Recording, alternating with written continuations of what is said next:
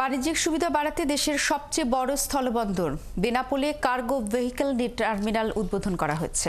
সকালে অন্তর্বর্তী সরকারের নৌ পরিবহন এবং শ্রম কর্মসংস্থান মন্ত্রণালয়ের উপদেষ্টা ব্রিগেডিয়ার জেনারেল অবসরপ্রাপ্ত doctor M Sakhawat Hossain cargo vehicle টার্মিনালটির উদ্বোধন করেন।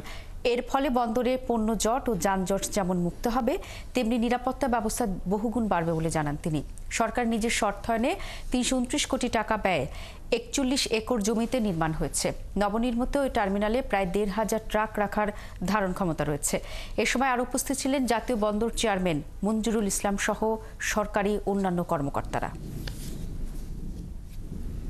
এটা হার্ড স্ট্যান্ডিংটা যাতে ট্রাক এখানে এসে দাঁড়াতে পারে, অন্যথায় ট্রাকগুলো রাস্তার উপরে দাঁড়িয়ে লঞ্চ তৈরি করেছিল এবং এই প্রকল্পটি চলমান ছিল।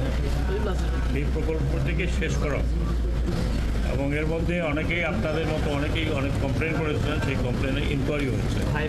কমপ্লেন ছিল বোগাস।